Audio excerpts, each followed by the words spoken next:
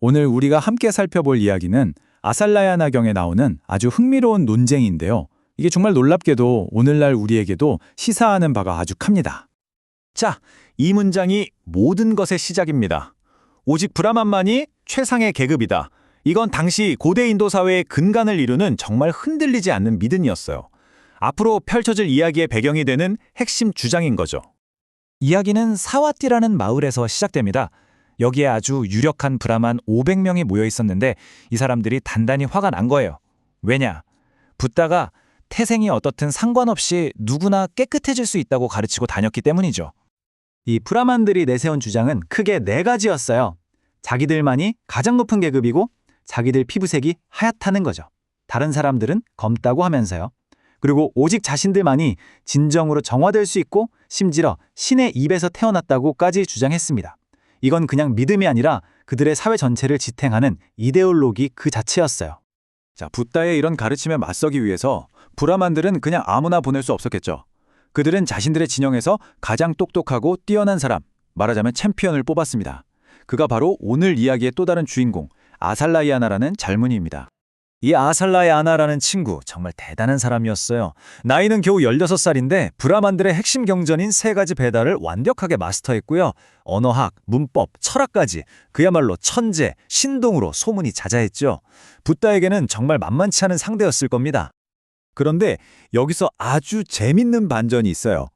이 천재 소년 아살라야나가 선뜻 나서질 않는 겁니다.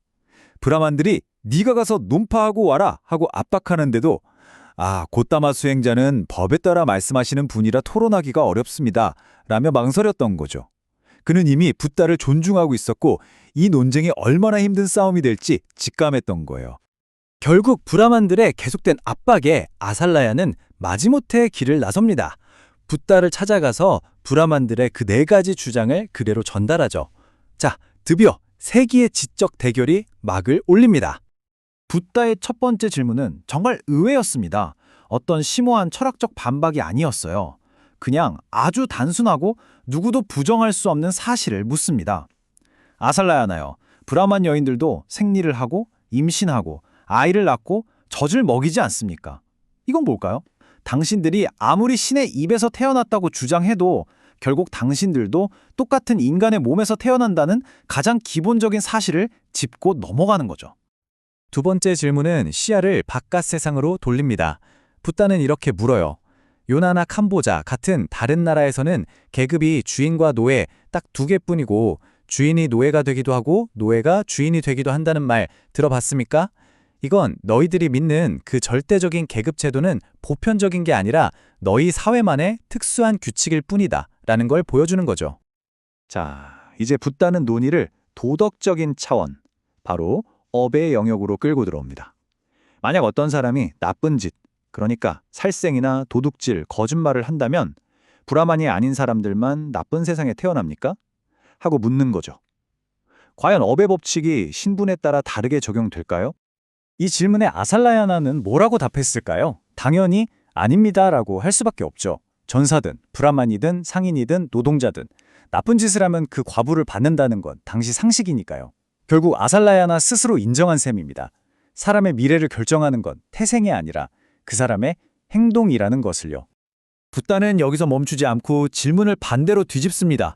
그럼 반대로 어떤 계급의 사람이든 착한 일, 즉 살생이나 도둑질, 거짓말을 피하는 선행을 한다면 오직 브라만만이 좋은 세상에 태어납니까? 이 질문에도 답은 정해져 있죠. 아살라야는 또다시 인정해야만 합니다. 착한 일을 하면 누구나 좋은 결과를 얻는다는 것을요. 사회적 지위와 상관없이 선행의 결과는 모두에게 평등하다는 걸 다시 한번 확인한 순간입니다. 이제 붓다는 논의를 더 깊은 내면의 세계로 가져갑니다. 그렇다면 이 땅에서 미움이나 악의가 없는 그런 사랑과 자비의 마음을 키울 수 있는 건 오직 브라만뿐입니까? 하고 묻습니다.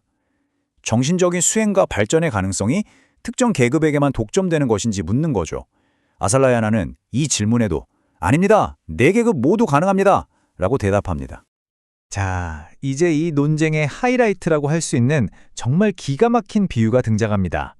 붓다는 불을 예로 들어서 더 이상 빠져나갈 수 없는 논리를 펼칩니다. 붓다의 질문은 이겁니다. 아주 좋은 가문에서 가져온 고급 향나무로 피운 불이랑 아주 낮은 계급의 사람이 쓰는 개밥그릇 나무로 피운 불이랑 그 불 자체가 다릅니까? 아살라야나는 당연히 동의할 수밖에 없죠. 땔감이 뭐든 간에 일단 불이 붙으면 그 불꽃이나 색깔, 밝기는 똑같다는 겁니다. 모든 불은 똑같이 무언가를 태우고 빛을 내는 역할을 하죠. 이 비유가 정말 기가 막힌 이유가 바로 여기에 있습니다. 모든 불은 똑같은 불꽃과 색, 빛을 낸다는 것, 그리고 어떤 불이든 같은 목적으로 쓸 수 있다는 것. 이건 바로 사람의 내면적 잠재력, 즉 불꽃은 그 사람의 출신 배경이라는 땔감과는 전혀 상관이 없다는 걸 명확하게 보여주는 거죠. 이제 마지막 결정타가 남았습니다. 붓다는 아살라야나 스스로 자신의 신념을 무너뜨리게 만드는 아주 구체적인 시나리오를 하나 제시합니다. 진정으로 중요한 가치가 무엇인지 스스로 선택하게 만드는 거죠. 자, 상상해보세요. 브라만 형제가 둘이 있습니다.